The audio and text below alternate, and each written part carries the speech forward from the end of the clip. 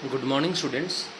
तो आज हम लोग नया चैप्टर पढ़ेंगे साइंस का, फाइबर टू फैब्रिक। ये चैप्टर आज हम लोग पढ़ेंगे।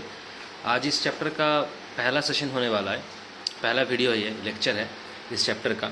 तो चलो ये चैप्टर स्टार्ट करते हैं। तो देखो, पहले हम लोग पढ़ेंगे, चैप्टर का नाम है फाइबर टू फैब्रिक, ठीक है। तो पहले हम लोग पढ़ेंगे फाइबर्स के बारे में कि फाइबर्स क्या है। देखो, फाइबर्स मतलब क्या है? धागा, ठीक है। फाइबर्स मतलब धागा है। ये एक लंबा और बहुत ही नैरो, बहुत ही थिन स्ट्रक्चर है।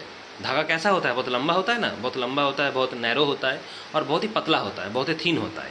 और धागा से हम लोग क्या बनाते हैं? क्लॉथ्स वगैरह बनाते हैं। हम लोग जो ड्रेसेस पढ़ते हैं, ड्रेसेस वगैरह जो भी है हम लोग पहनते हैं ड्रेसेस, ठीक है। सभी ड्रेस वगैरह, क्लॉथ मटेरियल्स, उसके बाद बैग, सब क्या इस धागा से बनता है, इस फाइबर से बनता है। तो फाइबर्स बेसिकली क्या है? एक बहुत ही लॉन्ग, नैरो, थिन स्ट्रक्चर्स है, जिसको फाइबर्स बोला जाता है। जितना क्लॉथ मटेरियल है, जितना ड्रेसेस है, जितना बैग्स है, सब कुछ क्या है? ये फाइबर से बनता है, ठीक है। तो हम लोग क्या लिखेंगे? All cloth materials are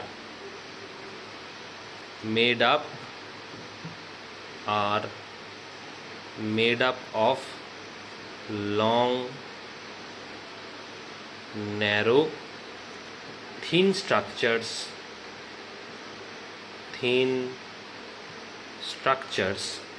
called fibers। इसको फाइबर्स बोला जाता है, मतलब ये एक तरीके का धागा की तरह है, ठीक है। अच्छा, फाइबर्स, अगर हम पूछे कि फाइबर्स का सोर्स क्या है, कहाँ से हम लोग को फाइबर्स मिलता है, तो देखो, अगर सोर्स का बात करें कि फाइबर्स मिलता कहाँ है, तो सोर्स का दो क्लासिफिकेशन होगा फाइबर्स का। एक होगा नेचुरल सोर्स, जो नेचर से हम लोगों को मिलता है, मतलब नेचुरल सोर्सेस, ठीक है।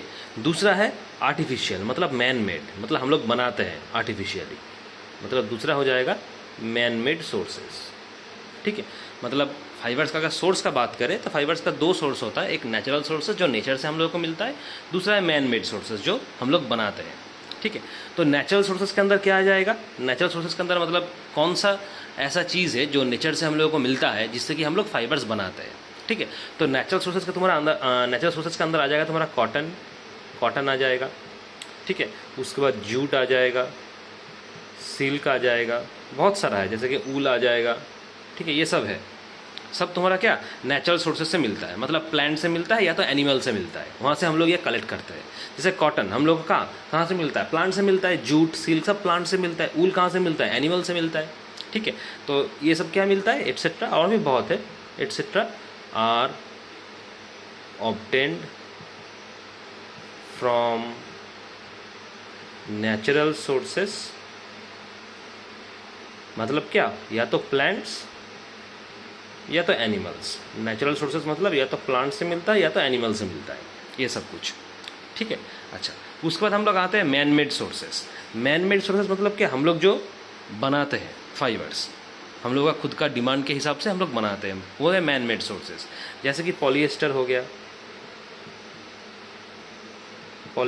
गया, उसके बाद नायलॉन हो गया, ठीक है। उसके बाद रेयॉन हो गया।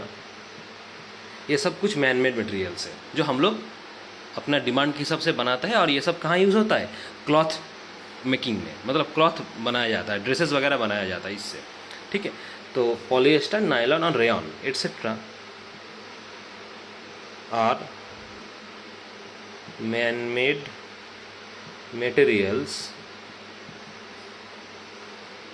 used for making cloths, cloths बनाने के लिए यूज़ होता है। तो सोर्स क्या है फाइबर्स का? दो सोर्स है, नेचुरल सोर्सेस और मैन मेड सोर्सेस, ठीक है। अच्छा, तो अगर नेचुरल सोर्सेस मतलब क्या? नेचुरल सोर्सेस मतलब या तो प्लांट से हम लोगों को मिलता है या तो एनिमल से मिलता है। मतलब क्या? एक प्लांट फाइबर होगा, एक एनिमल फाइबर होगा। जो फाइबर हम लोगों को प्लांट से मिलेगा नेचुरल सोर्सेज के अंदर, वो प्लांट फाइबर है। और जो हम लोग को एनिमल से मिलेगा फाइबर, उसको हम लोग क्या बोलेंगे? एनिमल फाइबर बोलेंगे।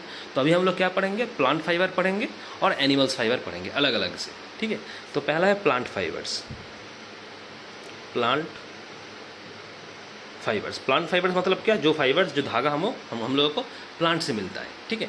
देखो, हर एक प्लांट्स का क्या हम लोगों को क्या फाइबर की तरह बॉडी स्ट्रक्चर होता है। मतलब जितना भी प्लांट्स है लगभग हर एक प्लांट्स का जो स्ट्रक्चर है वो स्ट्रक्चर में क्या है, फाइबर्स रहता है, हम लोग को वो कलेक्ट करना होता है सिर्फ, ठीक है। जैसे ये कॉटन हो गया, मैंगो हो गया, ठीक है, दोनों ऐसा एक प्लांट है, कॉटन और मैंगो दोनों का जो सीड है ना, उन सीड के अंदर फाइबर्स रहता है, वहाँ से हम लोग को वो कलेक्ट करना होता है। जैसे कि मान लो कोकोनट हो गया, नारियल, ठीक है, उसका फाइबर्स कहाँ होता है, फ्रूट के अंदर, समझ में आ रहा है। तो इस तरह का बहुत सारा अलग अलग प्लांट है, किसी का सीड के अंदर, किसी का स्टेम के अंदर, किसी का फ्रूट्स के अंदर फाइबर्स रहता है, हम लोग को वो सिर्फ कलेक्ट करना होता है बस, ठीक है। तो देखो हम लोग क्या पढ़ेंगे, हम लोग क्या बोले कि हर एक प्लांट्स का लगभग क्या स्ट्रक्चर, जो बॉडी स्ट्रक्चर होता है उनमें फाइबर्स रहता है, ठीक है। किसी का सीड में रहता है, किसी का स्टेम में रहता है, किसी का लीफ में रहता है, ठीक है। देखो all the plants have fibers in their body structure, हर एक प्लांट्स का फाइबर्स रहता है अपना बॉडी स्ट्रक्चर में। जैसे एग्जांपल जैसे हम लोग बोले कॉटन एंड मैंगो, इन दोनों प्लांट का क्या सीड्स में रहता है fibres. Cotton and mango have fibres on their seed में रहता है, ऑन देयर सीड, ये आर है, ठीक है, ऑन देयर सीड, ठीक है। अच्छा जैसे कि मान लो कोकोनट का, नारियल, कोकोनट का कहाँ रहता है, फ्रूट के अंदर, ऑन इट्स फ्रूट के अंदर रहता है, ठीक है। जैसे कि जूट भी एक प्लांट फाइबर है, यहाँ पे पढ़े ना, यहाँ पे देखो जूट पढ़े, ये क्या, ये कॉटन हो गया, जूट हो गया, सिल्क हो गया, ये तीनों तुम्हारा क्या है, प्लांट फाइबर है, ठीक है। और ये ऊल तुम्हारा एनिमल फाइबर है, वो एनिमल से हम लोग को मिलता है, ठीक है। तो जैसे कि जूट है, जूट का जो स्टेम है वह कहाँ से हम लोग को मिलता है, स्टेम से मिलता है। मतलब हम लोग क्या लिखेंगे, jute in it stem, jute का जो प्लांट है, जूट प्लांट का स्टेम से हम लोगों को जूट का फाइबर मिलता है। जूट फाइबर कहाँ पे यूज़ होता है, बैग्स बनाने के लिए, बैग्स वगैरह बनाने के लिए यूज़ होता है। जो हम लोग मार्केट में जो ले जाते हैं ना बैग्स, मार्केटिंग के लिए या कोई चीज़ खरीदने के लिए, वो जो बैग होता है वो जूट का बना होता है, ठीक है। अच्छा उसके बाद देखो बनाना का फाइबर कहाँ से मिलता है हम लोगों को, लीफ से, banana tree in its leaf, banana का जो फाइबर है वो कहाँ से मिलता है, लीफ से मिलता है। तो ये हो गया सारा प्लांट फाइबर। देखना तुम, प्लांट फाइबर के अंदर जो भी सोर्सेस हम पढ़ा है ना, सब प्लांट सोर्स है, मतलब क्या, प्लांट से जो फाइबर मिलता है वही तुम्हारा प्लांट फाइबर है, ठीक है। अच्छा तो इसके बाद हम लोग पढ़ेंगे एनिमल फाइबर। देखो जो भी हम बोर्ड में लिख रहे हैं ना, हर एक कॉपी में लिखो, क्योंकि ये बहुत इंपॉर्टेंट है, ठीक है। बुक में जो दिया हुआ है वो इतना डिटेल्स में नहीं दिया रहेगा, ठीक है। इसीलिए जो भी हम बोर्ड में अभी लिख रहे हैं, हर एक को कॉपी में उतारो। अच्छा प्लांट फाइबर्स के अंदर तो हम लोग पढ़ लिए, उसके बाद हम लोग पढ़ेंगे एनिमल फाइबर्स। एनिमल फाइबर्स मतलब क्या, जो भी फाइबर्स हम लोगों को यहाँ से मिलेगा वो क्या होगा, एनिमल से मिलेगा। तो एक तो हम बता दें यहाँ पे ऊल, ठीक है। अच्छा हम लोग यहाँ पे लिखेंगे क्या, इन इम्पोर्टेंट एनिमल्स लिखेंगे कि कौन सा इम्पोर्टेंट एनिमल्स है जहाँ से हम लोगों को एनिमल फाइबर्स मिलता है। तो देखो इम्पोर्टेंट एनिमल कौन कौन है, इम्पोर्टेंट एनिमल फाइबर्स और एक तो हो गया ऊल, कहाँ से मिलता है, एनिमल का नाम क्या है, कौन सा एनिमल से हम लोग को ऊल मिलता है, शीप। शीप का जो बाल है होता है ना, शीप मतलब उस एनिमल का जो बाल होता है, जो हेयर होता है, उस हेयर से हम लोग को ऊल मिलता है। तो हम लोग क्या लिखेंगे, कौन सा एनिमल है, हेयर ऑफ शीप। इस एनिमल का जो बाल है, बाल से हम लोग को ऊल मिलता है।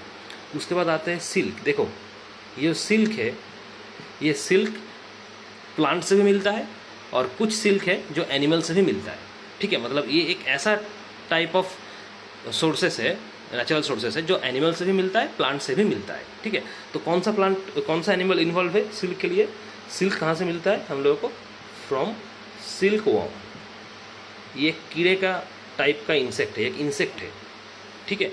उस इंसेक्ट से हम लोगों को सिल्क मिलता है, ठीक है।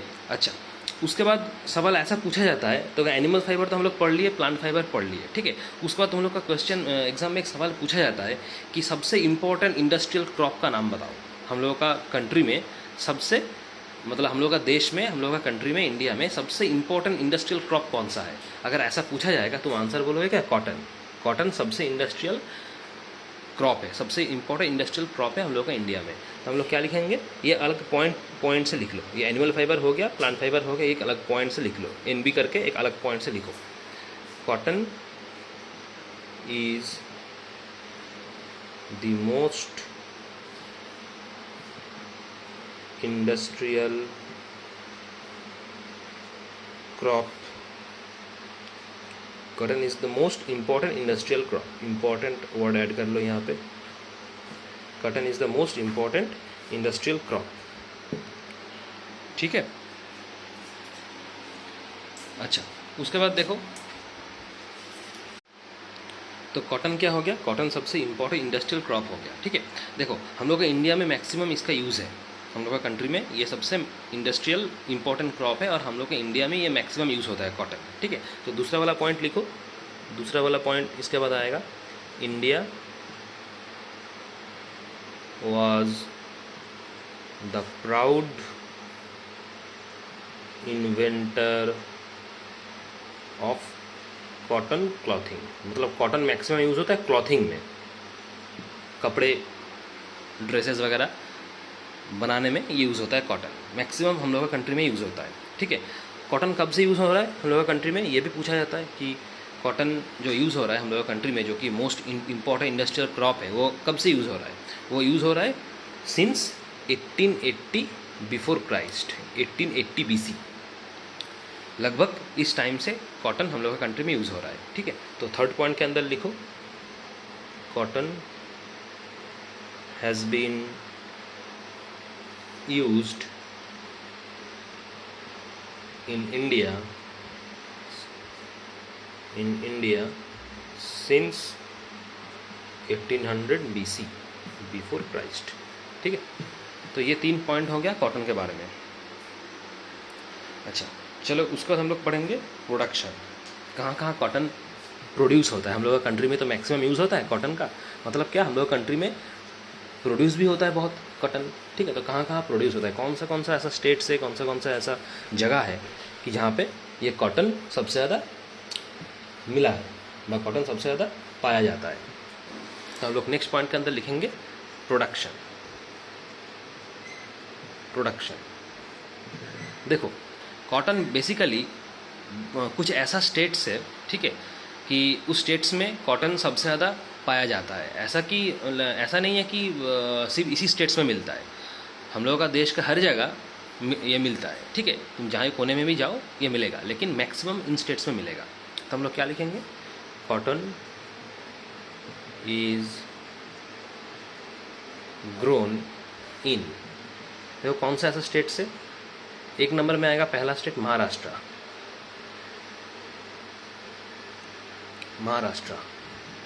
ठीक है। सेकंड नंबर में आएगा गुजरात, थर्ड में आएगा पंजाब। ठीक है। चौथा आएगा राजस्थान, पांचवा आएगा तमिलनाडु, छठा आएगा मध्य प्रदेश। तो ये 6 स्टेट्स है जहाँ पे कॉटन सबसे ज़्यादा पाया जाता है। ठीक है। अच्छा, उसके बाद आते हैं क्लाइमेट रिक्वायर्ड। क्या क्लाइमेट का ज़रूरत है, कैसा क्लाइमेट का ज़रूरत है कॉटन को उगाने के लिए, कैसा क्लाइमेट का ज़रूरत है, ये सब कुछ बुक में देखना दिया हुआ है तुम लोगों का। क्लाइमेट का कैसा ज़रूरत है, देखो कॉटन प्लांट्स को उगाने के लिए बहुत ही वार्म क्लाइमेट का ज़रूरत है। इतना ठंडे में कॉटन उगता नहीं है, वार्म क्लाइमेट का ज़रूरत है। तो हम लोग क्या लिखेंगे, cotton plants need warm climate. Cotton plants need warm climate. ठीक है। ये बेसिकली कॉटन जो प्लांट है वो प्लांट किया जाता है, मतलब लगाया जाता है एकदम जो स्प्रिंग सीज़न है, स्प्रिंग सीज़न के एकदम पहले, मतलब जब स्प्रिंग सीज़न आ रहा है एकदम उसी वक्त, मतलब क्या, at the start of spring season और as early as possible in the spring. इस स्प्रिंग सीज़न में कॉटन को प्लांट किया जाता है, कॉटन प्लांट को प्लांट किया जाता है। ठीक है। तो हम लोग क्या लिखेंगे, ये सब कुछ पढ़ोगे, बहुत डिटेल से दिया हुआ है ये चैप्टर। तो जो पॉइंट हम बता रहे हैं अभी, तो ठीक से एकदम पढ़ोगे। ठीक है। क्योंकि बुक में इतना डिटेल्स मिलेगा नहीं तुमको। ठीक है। देखो, cotton is planted cotton is planted early in the spring, cotton is planted early in the spring, ठीक है। अच्छा, उसके बाद हम लोग क्या पढ़ेंगे कि कॉटन जो सॉइल, कॉटन जो प्लांट है, इसको उगाने के लिए कैसा सॉइल का ज़रूरत है, जो मिट्टी है वो मिट्टी किस तरीके का मिट्टी होना चाहिए, ठीक है। तो मिट्टी के लिए ब्लैक सॉइल बहुत इंपॉर्टेंट है, ब्लैक सॉइल ये पढ़ोगे, क्योंकि सॉइल बहुत तरह का होता है, ब्लैक सॉइल है, ब्राउन है, और भी बहुत तरीका है, तो उसमें हम लोग अभी पढ़ेंगे नहीं क्योंकि वो आउट ऑफ टॉपिक है, ठीक है। हम लोग सिर्फ पढ़ेंगे कि कॉटन उगाने के लिए, कॉटन कल्टीवेशन के लिए कैसा सॉइल चाहिए। तो कैसा सॉइल चाहिए? Black soil. Black soil is excellent for cottons cultivation, ठीक है। तो ये सारा हो गया क्लाइमेट रिक्वायर्ड के अंदर, इस पॉइंट के अंदर इस तरह का क्लाइमेट चाहिए, इस तरह का सॉइल चाहिए, ठीक है। अच्छा, उसके बाद हम लोग पढ़ेंगे कॉटन से ही रिलेटेड, हम लोग पढ़ेंगे कॉटन बॉल्स। ये क्या है? कॉटन बॉल्स ये क्या है? देखो, कॉटन प्लांट का जो फ्रूट है ना, जो फल है, उसको बोला जाता है कॉटन बॉल्स, ठीक है। कॉटन प्लांट का जो फ्रूट है वही बेसिकली तुम्हारा क्या है? Cotton balls. मतलब ये क्या है? ये फ्रूट है, कॉटन प्लांट का फ्रूट है। ये दिखता कैसा है? स्फेरिकल शेप है, मतलब सर्कल की तरह होता है, स्फेरिकल शेप है, ठीक है। और जो दिखता कैसा है? वॉलनट का जो साइज़ है, वॉलनट इसका जैसा साइज होता है वैसे ही कॉटन बॉल का साइज़ होता है, ठीक है। तो हम लोग क्या लिखेंगे? ये कॉटन बॉल्स बेसिकली क्या है? फ्रूट है, कॉटन प्लांट का फ्रूट है। फ्रूट्स ऑफ कॉटन प्लांट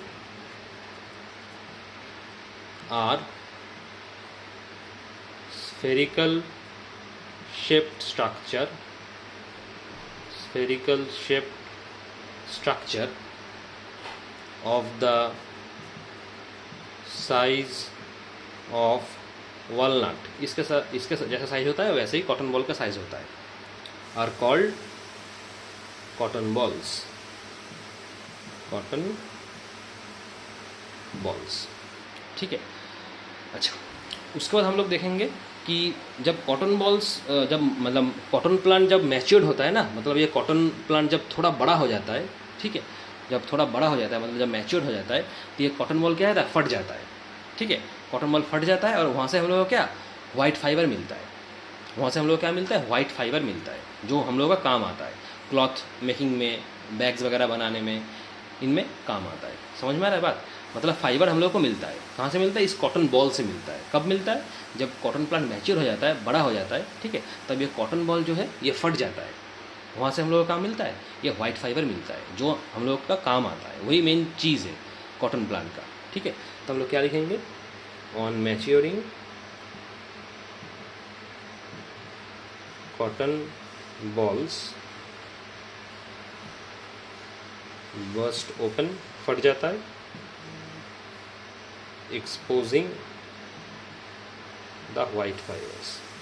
क्या मिलता है हम लोगों को वहाँ से? सफ़ेद फाइबर हम लोगों को मिलता है। यही मेन काम का चीज़ है, फाइबर्स जो हम पढ़ रहे हैं अभी, फाइबर्स का, ठीक है। अच्छा, ये फाइबर्स क्या सनलाइट में क्या रहता है? ड्राई रहता है, ठीक है। मतलब सनलाइट जब रहता है, धूप जब रहता है, ये वाइट फाइबर्स क्या रहता है? ड्राई होता है, और उसके बाद क्या? फ्लफी हो जाता है, थोड़ा फूल जाता है, सनलाइट में ड्राई होता है। तो हम लोग क्या लिखेंगे? when fibers dry in the sunlight, sunlight में ड्राई रहता है और उसके बाद दे बिकम फ्लफी, मतलब फूल जाएगा, दे बिकम फ्लफी, ठीक है। अच्छा, तो हम लोग को कॉटन बॉल से हम लोग को क्या मिलता है? कॉटन फाइबर्स मिलता है, ठीक है। क्या मिलता है कॉटन बॉल से? कॉटन फाइबर्स, यही हम लोगों को मिलता है इस तरीके। ये वाइट फाइबर्स जो हमें अभी पढ़े ना, जब कॉटन बॉल्स मैच्योर्ड हो जाता है तो कॉटन बॉल्स क्या होता है? फट जाता है, वहाँ से हम लोगों को क्या? ये वाइट फाइबर्स मिलता है। ये वाइट फाइबर्स ही एक्चुअली कॉटन फाइबर्स है, जो कॉटन प्लांट से हम लोगों को मिलता है। और अच्छे से कॉटन प्लांट का जो फ्रूट है, जिसको कॉटन बॉल्स बोला जाता है, वहाँ से हम लोगों को मिलता है, ठीक है। अच्छा, तो ये हो गया। अच्छा, उसके बाद हम लोग क्या पढ़ेंगे? देखो, बहुत इंटरेस्टिंग चैप्टर है, ठीक है। जैसे जैसे पढ़ा रहा है वैसे वैसे पढ़ो, अच्छा, और एक बार ये वीडियो जब ये चैप्टर कंप्लीट हो जाएगा, वीडियो सेशन जब खत्म हो जाएगा टोटल चैप्टर का, एक बार बुक को अच्छे से रीडिंग दे देना, ठीक है। अच्छा, उसको हम लोग पढ़ेंगे गिनिंग, GINNIN, गिनिंग। ये गिनिंग क्या है? देखो, गिनिंग मतलब एक प्रोसेस है जिस प्रोसेस में कॉटन से हम लोग को जो सीड मिलता है ना, वो सीड को बाहर निकाला जाता है, ठीक है। उस प्रोसेस को बोला जाता है ginning. It is a process in which seeds from cotton are pulled out by steel comb, it is called ginning. मतलब क्या, जो सीड्स का जो कॉटन प्लांट का जो सीड है, सीड्स को बाहर निकाला जाता है, स्टील कॉम से बाहर निकाला जाता है, ठीक है। उस प्रोसेस को बोला जाता है गिनिंग, क्योंकि हम लोगों को उस सीड्स का ज़रूरत है, ठीक है। क्योंकि सीड्स अगर हम लोगों को मिलेगा तो हम नया कॉटन प्लांट क्या उगा सकते हैं, सीड से ही तो उगेगा ना, तो सीड्स का हम लोगों को ज़रूरत है। तो जिस प्रोसेस से सीड्स को निकाला जाता है कॉटन से, उसी को बोला जाता है गिनिंग, ठीक है। तो हम लोग क्या लिखेंगे? द प्रोसेस इन विच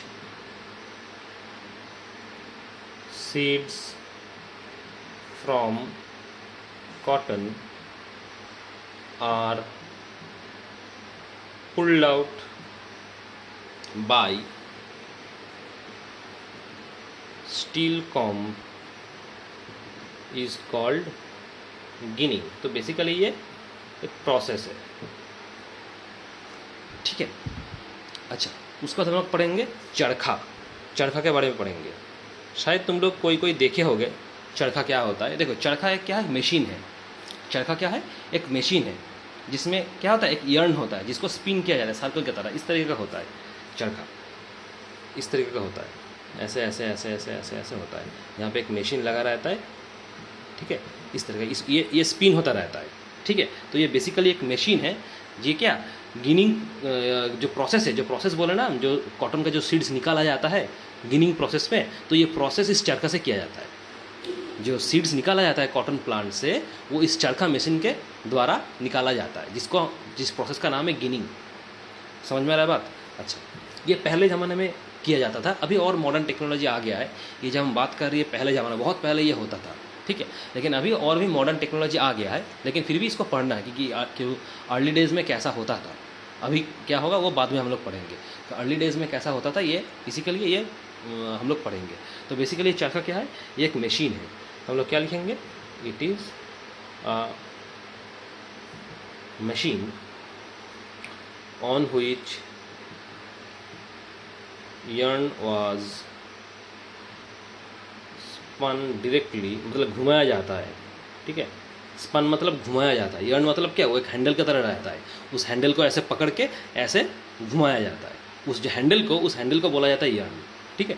तो it is a machine on which yarn was spun directly from ginned cotton in olden days। मतलब पुराने दिनों में, पहले ज़माने में ये मशीन यूज़ होता था गिनिंग प्रोसेस के लिए, जिस प्रोसेस में सीड्स को बाहर निकाला जाता है कॉटन से, क्योंकि वैसे सीड्स बहुत इंपॉर्टेंट है, ठीक है।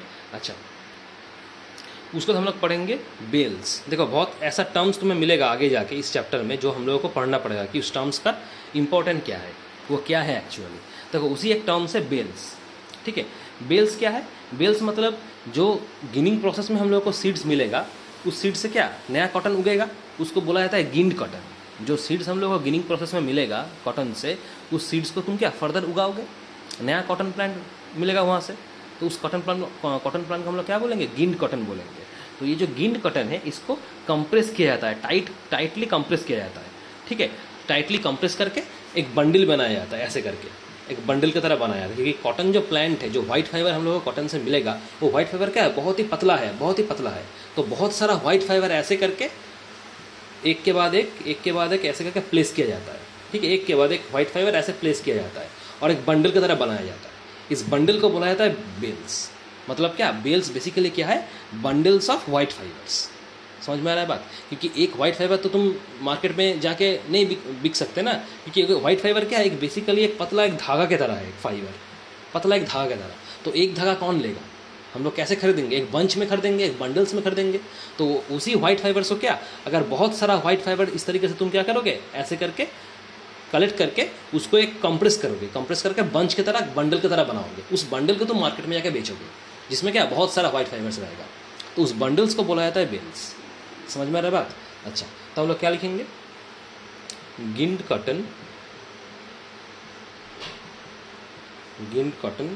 is compressed tightly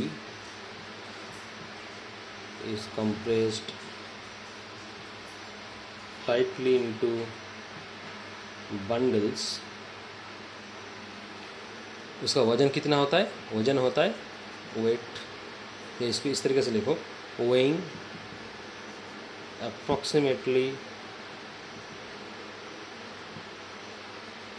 200 kg called bales. मतलब जो वाइट फाइबर्स इस तरीके से एक बंडल की तरह तुम लोगे, कंप्रेस करोगे, और एक बंडल का वजन होता है अप्रॉक्स 200 kg, ठीक है, जिसको बोला जाता है बेल्स। समझ में आया? अच्छा, उसके बाद आते हैं सिल्वर। सिल्वर का काम क्या है यहाँ पे कॉटन के अंदर?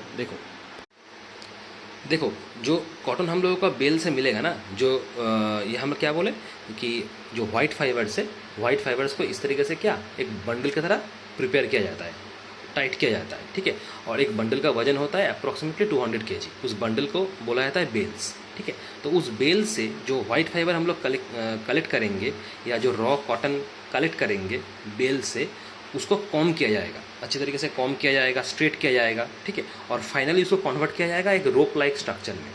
फाइनली उसको कन्वर्ट करा जाएगा एक रोप लाइक स्ट्रक्चर में, जिसको बोला जाता है सिल्वर। मतलब सिल्वर बेसिकली है एक रोप लाइक स्ट्रक्चर और रोप लाइक स्ट्रैंड्स। मतलब बेल से जो कॉटन हम लोगों को मिलेगा, जो वाइट फाइबर मिलेगा, उसको पहले कॉम किया जाएगा, अच्छे तरीके से स्ट्रेट किया जाएगा, और फाइनली उसको कन्वर्ट करा जाएगा रोप लाइक स्ट्रक्चर में, जिसको बोला जाता है स्ट्रैंड, जिसको बोला जाता है रोप लाइक स्ट्रैंड या सिल्वर, ठीक है। मतलब ये बेसिकली क्या है, एक कॉटन ही है लेकिन स्ट्रैंड की तरह रहेगा, रोप जैसा, रोप का जैसा स्ट्रक्चर है उस तरीके का रहेगा, उसको बोला जाएगा सिल्वर, ठीक है। तो हम लोग क्या लिखेंगे, देखो, raw cotton from bales is clean. पहले इसको साफ़ किया जाता है, ठीक है, उसके बाद कॉम्ब ठीक से निकाला जाता है उसको, ठीक है, और स्ट्रेट किया जाएगा एंड स्ट्रेट एंड हम लोग क्या लिखेंगे, उसको स्ट्रेट किया जाएगा एंड स्ट्रेट एंड।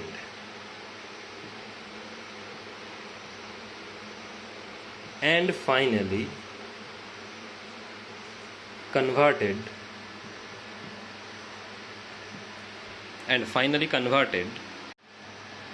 into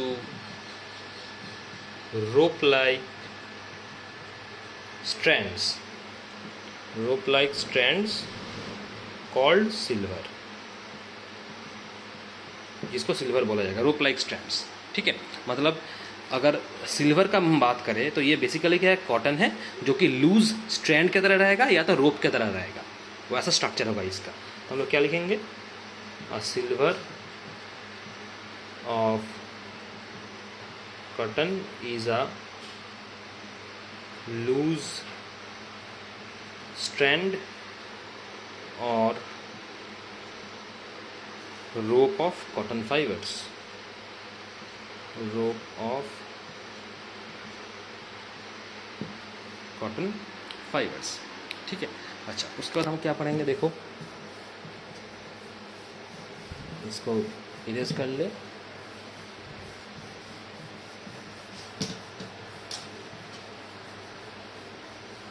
अच्छा, उसको हम लोग पढ़ेंगे यर्न।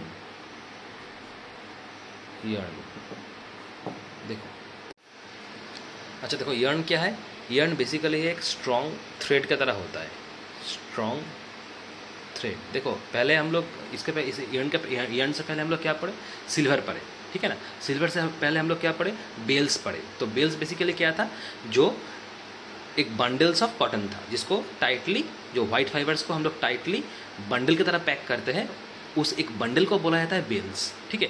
बेल्स के बाद क्या पढ़े, सिल्वर पढ़े। सिल्वर क्या था, जो बेल से कॉटन हम लोगों को मिलेगा उसको पहले क्लीन करके स्ट्रेट किया जाता है, और उसके बाद उसको कन्वर्ट किया जाएगा रोप लाइक स्ट्रक्चर में, जिसको बोला जाता है सिल्वर, ठीक है। सिल्वर के बाद हम लोग क्या पढ़ रहे हैं, यर्न पढ़ रहे हैं। मतलब जो सिल्वर हम लोग को मिला था, उस सिल्वर को पहले ट्विस्ट किया जाता है, ट्विस्ट करके एक स्ट्रॉन्ग थ्रेड लाइक स्ट्रक्चर में कन्वर्ट किया जाएगा, जिसको बोला जाता है यर्न, मतलब yarn हम लोग को कहाँ से मिलता है, सिल्वर से मिलता है। सिल्वर को पहले ट्विस्ट किया जाएगा, उसको पहले स्ट्रेट करके ट्विस्ट किया जाता है ताकि वो स्ट्रॉन्ग थ्रेड लाइक स्ट्रक्चर में कन्वर्ट हो, जिसको हम लोग yarn बोलेंगे। मतलब ये हम लोग को मिलता है सिल्वर से। तो हम लोग क्या लिखेंगे, silver is pulled and twisted so that the fiber forms a strong thread